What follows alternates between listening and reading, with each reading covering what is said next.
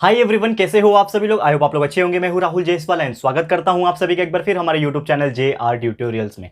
Friends, आज again आपके सामने एक मोस्ट इंपॉर्टेंट पॉलिटिकल साइंस का लेक्चर वीडियो लेकर आ चुका दोस्तों, जिसमें आज के दिन हम लोग पढ़ने वाले हैं हमारे 10th स्टैंडर्ड के लिए पॉलिटिकल साइंस सब्जेक्ट का दोस्तों, जो हमने ऑलरेडी चैप्टर की शुरुआत की थी, जिसका नाम है चैप्टर नंबर 3 पॉलिटिकल पार्टीज। तो आज हम इस पर्टिकुलर चैप्टर का लेक्चर नंबर 4 आपके लिए लेकर आ गए हैं, जो कि अगेन एक बहुत ही ज्यादा इंपॉर्टेंट लेक्चर वीडियो होने वाला है। एंड साथ ही मैं आपको बता दूं दोस्तों कि ये जो लेक्चर वीडियो है इस चैप्टर का आखिरी लेक्चर वीडियो होगा, यानी फाइनली हमारा ये जो चैप्टर है पॉलिटिकल पार्टीज, ये हो जाएगा टोटली 100% कंप्लीट। तो आपको ये वीडियो एंड तक देख लेना है, पूरा चैप्टर कंप्लीट कर देंगे। लेकिन आपको जस्ट थोड़ा सा याद दिलाना चाहूंगा कि इसके पहले के जो लेक्चर्स हुए हैं, लेक्चर नंबर 1, 2 एंड 3, इसमें हमने क्या क्या स्टडी कर लिया है।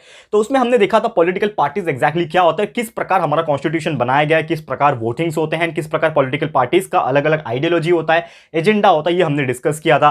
कौन कौन से पॉलिटिकल पार्टीज होते हैं, जिसमें हमने कांग्रेस पार्टी, बीजेपी पार्टी, फिर हमने एनसीपी पार्टी देखा था, तृणमूल कांग्रेस देखा था, फिर हमने देखा था कम्युनिस्ट पार्टी, मार्क्सिस्ट पार्टी, इतने सारे पार्टी के बारे में ऑलरेडी डिस्कस कर दिया था। और आज आखिरी लेक्चर है, इसमें हम लोग डिस्कस करने वाले हैं कुछ पार्टी ऐसे भी होते हैं जो रीजन के हिसाब से काम करते हैं, यानी कि उनका जो दबदबा होता है, उनका जो मेन पहुंच जो होता है ना, वो एक रीजन के हिसाब से होता है। तो वो हम लोग डिस्कस करेंगे, यानी कि रीजनल पार्टीज। अब ये पार्टीज कौन कौन से होंगे, क्या है, एंड इनका क्या रोल होता है हमारे सिस्टम के अंदर, ये सब चीज हम डिस्कस करेंगे। तो रीजनल पार्टीज की अगर हम बात करें, ये पर्टिकुलर ऐसा ग्रुप होता है पार्टी का, पॉलिटिकल पार्टी का एक ऐसा ग्रुप होता है जो ज्यादातर एक ही पर्टिकुलर रीजन के ऊपर फोकस करता है, यानी पूरे नेशनल लेवल पे काम नहीं करता या फिर पूरे नेशनल लेवल पे फोकस नहीं करता है।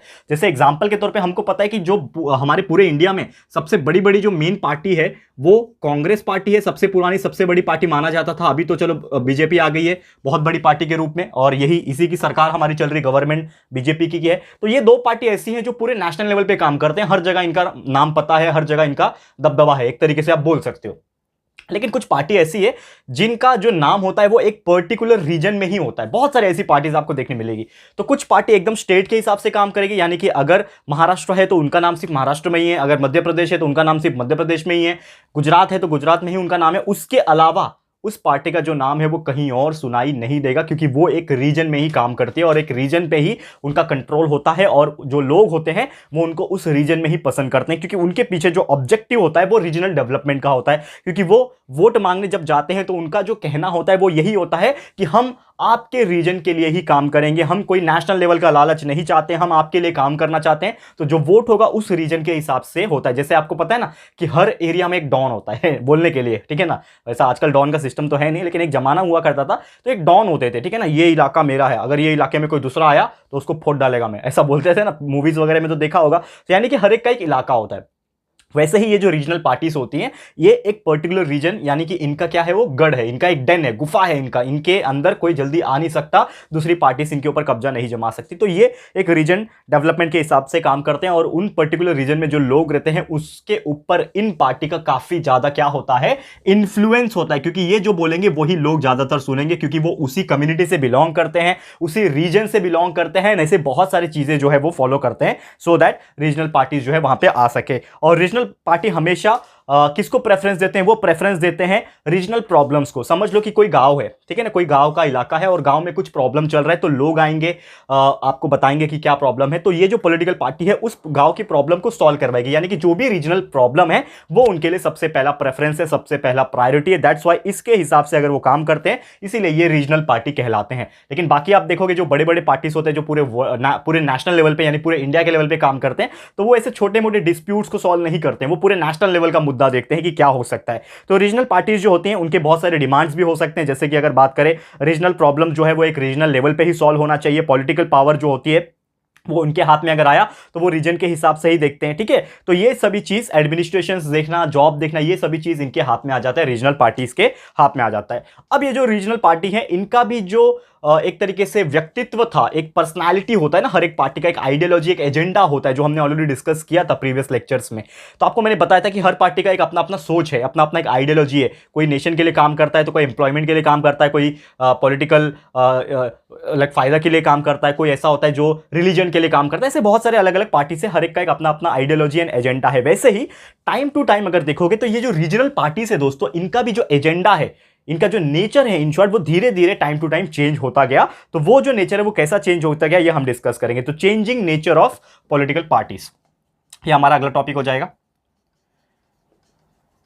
Changing nature of regional party, मतलब ये जो पॉलिटिकल पार्टी होती है जो रीजन में काम करती है उन पार्टी का मैं बात कर रहा हूं। तो रीजनल पार्टीज का कैसे नेचर चेंज होता गया ये हम लोग थोड़ा सा डिस्कस करेंगे। तो अगर हम बात करें रीजनल पार्टी जो है इंडिया में एग्जिस्टेंस में कब आया, जब इंडिपेंडेंस हो गया, हमारा आज़ादी जब मिल गया, तो उसके बाद अलग अलग लोग अलग अलग कम्युनिटी से अलग अलग रीजन से जाके एक पार्टी फॉर्म करने लगे, यानी कि एक ग्रुप बनाने लगे, ऑर्गेनाइजेशन बनाने लगे, और धीरे धीरे ये रोल जो है वो सिग्निफिकेंट और इंपॉर्टेंट होता गया। फिर धीरे धीरे क्या हो गया, इनिशियली अगर हम बात करें तो रीजनल जो लोग थे उनकी जो आइडेंटिफिकेशन होती थी एक पर्टिकुलर कम्युनिटी के हिसाब से होती थी कि यहां पे रहने वाले लोग इस तरह होते हैं, यहां पे रहने वाले लोग इस तरह होते हैं, इस प्रकार से उनका क्या होता था, मान्यता मिलता था। लेकिन धीरे धीरे क्या हो गया, बहुत सारे ऐसे मूवमेंट्स क्रिएट हो गए। जैसे आपको पता होगा कि कुछ रीजनल पार्टीज जो थी वो बहुत सारे ऐसी थी, जैसे खालिस्तान, आपने नाम सुना होगा, ठीक है ना, खालिस्तान पंजाब साइड से बिलोंग करते थे, ठीक है ना, खालिस्तान हो गया, द्रविड़स्तान साउथ साइड में, ठीक है, द्रविड़स्तान हो गया। तो ये कुछ ऐसी जो पॉलिटिकल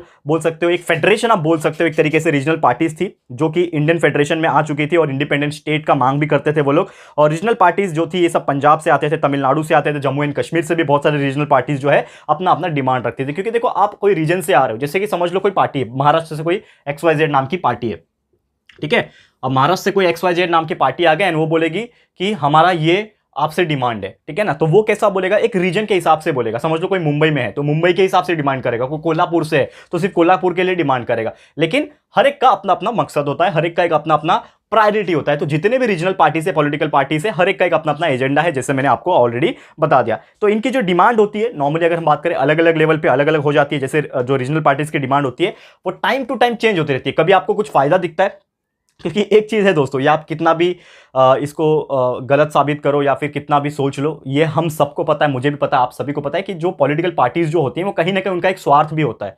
लोगों से वोट मांगते हैं जब वो लोग, तो उनका भी एक स्वार्थ है ना यार। उन लोग जब पावर में आएंगे, गवर्नमेंट बनाएंगे, तो उनके हाथ में भी तो पैसा आएगा, पावर आएगा, सब कुछ आएगा। तो इसके लिए तो होता है ये सब चीज़, सत्ते पे सत्ता, ठीक है ना। तो पॉलिटिकल सिस्टम बहुत अलग चीज़ है, जैसा हम सोचते हैं वैसा नहीं होता है कि लोग हमारे लिए काम कर रहे हैं, वो उनके लिए ही काम कर रहे हैं, लेकिन हम तो एक जरिया है उनके, ठीक है ना। तो सेम उसी प्रकार होता है। तो ग्रेजुअली चेंज होता रहता है, यानी कि जो ये नेचर होगा ये क्या हो रहा है दोस्तों, हर टाइम ग्रेजुअली चेंज होता रहता है अकॉर्डिंग टू देयर नीड्स। उनका नीड क्या है, हमारा नीड क्या है, उसके हिसाब से ग्रेजुअली चेंज होता रहता है रीजनल पार्टीज का क्या नेचर। यानी कि जैसे हम बचपन में कैसे होते हैं, थोड़े से अलग टाइप के होते हैं, शाय होते हैं, कुछ शर्माते हैं बोलने से, लेकिन धीरे धीरे हम ग्रो होते हैं, बड़े होते जाते हैं, लोगों से बोलना सीखते हैं, सब कुछ धीरे धीरे ही होता है। यानी कि हमारा नेचर भी बचपन से लेकर एंड तक, बुढ़ापे तक चेंज होता रहता है। उसी हिसाब से जितने भी पॉलिटिकल पार्टी या फिर हम सिंपली बात करें रीजनल पार्टीज की बात कर रहे हैं हम लोग, उसका भी नेचर ग्रेजुअली चेंज होता रहता है। और कंटिन्यूअसली वो लोग का जो डिमांड होता है, अगर बात करें इंडिपेंडेंट स्टेट जो पहले वो लोग डिमांड करते थे, जैसे खालिस्तान वगैरह का, द्रविड़स्तान का एग्जांपल दिया था,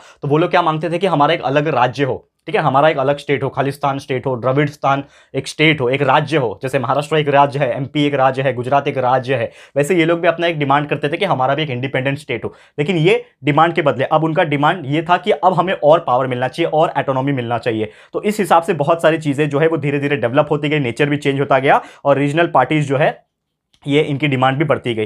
तो रीजनल पार्टीज की डिमांड बहुत ज़्यादा डेवलप कर चुकी थी रीजन के हिसाब से, एंड उनके हाथ में जो पावर था अगर आ जाता तो काफ़ी ज़्यादा बढ़ जाता, जिसके वजह से बहुत सारी चीज़ें हो जाती। तो स्टेट एंड नेशनल लेवल पे भी इनकी पावर सुनाई देने लगी थी। क्योंकि देखो क्या होता है कि कोई भी रीजन में अगर डिमांड कर रहा है तो वो रीजन में ही नहीं रह जाता है, वो पूरा डिमांड पूरे इंडिया के लेवल पे पहुंच जाता है कि हाँ ये पार्टी ये डिमांड कर रही है। तो बहुत सारे ऐसे पावरफुल रीजनल पार्टीज रहे हैं हमारे कंट्री के अंदर जिनका दबदबा पूरे नेशनल लेवल पे था। एग्जांपल के तौर पे बताता हूं, शिवसेना, जैसे कि आपने नाम सुना ही होगा, ये पार्टी का जो वर्चस्व था, जो हमारे माननीय बाला साहेब ठाकरे जी ने शुरुआत की थी इस पार्टी की, तो वो एक दबदबा था अलग किस्म का, जो जाकि ताकि हम बोल सकते हैं कि ये एक ऐसी रीजनल पार्टी थी जिनका पूरा एक लेवल था, एक पूरा दबदबा था पूरे नेशनल लेवल पे एक तरीके से बोल सकते हैं, और पावर बहुत अच्छा था। फिर एक और तेलुगु दासाम करके एक पार्टी है, वो हो गया। फिर अगर हम बात करें कि जो डेवलपमेंट था रीजनल पार्टीज का, वो नॉर्थ ईस्ट में भी काफ़ी ज़्यादा अलग अलग होने लगा और अलग अलग तरीके से लोग डिमांड करने लगे। अब साउथ के लोग कुछ अलग डिमांड कर रहे थे, नॉर्थ ईस्ट के लोग कुछ अलग डिमांड कर रहे थे, इस हिसाब से चीज़ें होने लगा और उनका डिमांड जो था वो सेपरेटरिज्म के ऊपर था, यानी सेपरेट करना, अलग ही कर दो, टोटली अलग कर दो। जैसे एग्जांपल के तौर पे मैंने बताया था कि बहुत सारे ऐसे स्टेट थे हमारे इंडिया के अंदर जो अलग कंट्री का ही डिमांड करते थे कि हमको अपने आप से अलग कर दो, यानी हमको आपके इंडिया में आना ही नहीं है, ऐसे भी डिमांड होते थे, बहुत पहले की बात है ये, ठीक है। तो ये सब चीजें होने लगा और रीजनल पार्टीज जो है नॉर्थ ईस्ट से वो धीरे धीरे नेशनल पॉलिटिक्स में आने लगे और ये चीज धीरे धीरे होने लगा। इन शॉर्ट हम लोग क्या बोल सकते हैं दोस्तों, अगर हम बात करें रीजनल पार्टीज जो है इंडिया में, अगर हम बात करें, इसका एक अलग अलग फेज आया। मतलब अभी तो चलो थोड़ा सा आप बोल सकते हो रीजनल पार्टीज है, लेकिन उतना ज्यादा दबदबा नहीं है कंपैरेटिवली, लेकिन कहीं ना कहीं अगर हम बात करें तो इसका जो फेस था वो अलग अलग रहा है। कुछ लोग जो है वो अलग टाइप का डिमांड करते हैं, कुछ लोग अलग टाइप का डिमांड करते हैं, और ये चीज हमारे मेन स्ट्रीम नेशनल पॉलिटिक्स में भी आ चुका है और कोalition पॉलिटिक्स का फॉर्मेशन हो गया। और कोalition गवर्नमेंट आपको पता ही है, यानी कि गठबंधन की सरकार, कोई भी रीजन में अगर कोई बड़ी पार्टी है उसको अगर पूरा वोट नहीं मिला तो वो किसी एक रीजनल पार्टी का सहारा लेके एक गवर्नमेंट बना सकती है, जिसको कोalition गवर्नमेंट बोलते हैं। तो ये भी चीज हो सकता है और इसका बहुत ही अच्छा एक इन्फ्लुएंस रहा है पूरे नेशनल पॉलिटिक्स के ऊपर, ठीक है।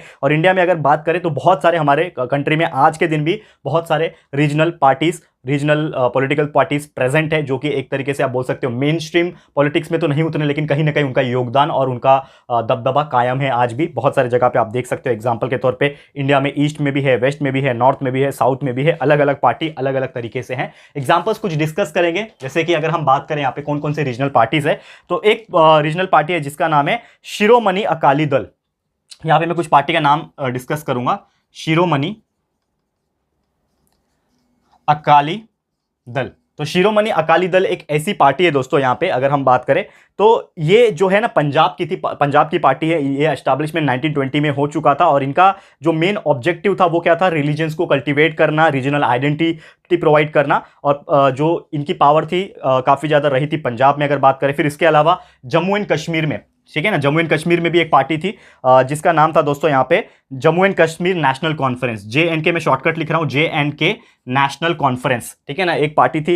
ये भी रीजनल पार्टी थी जो कि 1932 में एस्टैब्लिश हुई थी। इसका भी ये था कि ये कश्मीरी जो लोग हैं उनको यहाँ पे प्रोटेक्ट कर सके और उनके हक में बात कर सके, तो इस प्रकार पार्टी थी। फिर आसाम गण परिषद करके एक पार्टी था, ठीक है, आसाम गण परिषद, ठीक है, तो ये भी एक पार्टी था आसाम गण परिषद करके, आसाम से बिलोंग करता था। ये भी पार्टी 1985 में एस्टैब्लिश हुई थी। फिर इसके अलावा बात करें द्रविड़ मुनेत्र कोजेगम, ये भी एक पार्टी है, तो आप देख सकते हो। तो there are so many parties in short अगर हम बात करें तो इंडिया में बहुत सारे रीजनल पार्टीज रहे हैं। तो कुछ एग्जांपल के तौर पे अगर हम महाराष्ट्र की बात करें तो महाराष्ट्र में भी ऐसे बहुत सारी पार्टीज है, जैसे शिवसेना हो गई, ठीक है ना, महाराष्ट्र नवनिर्माण सेना, MNS जिसको बोलते हैं हम लोग, ठीक है ना, peasants and worker party, Republican party, ठीक है ना, रिपब्लिकन पार्टी ऑफ इंडिया, ये बहुत सारे ऐसे पार्टीज है हमारे इसके अंदर महाराष्ट्र के अंदर, जो आप लोग देख सकते हो। और आप सिलेबस में जब देखोगे तो आपको पता चलेगा कितने वोट उनको मिले थे, कितने नहीं मिले थे, वो सब चीज आप देख सकते हो। क्लियर है? तो उम्मीद करता हूं कि ये चीज आपको बहुत ही इजीली समझ में आ गया होगा दोस्तों। तो इसी के साथ हमारा ये जो चैप्टर है ये होता है समाप्त। एंड दोस्तों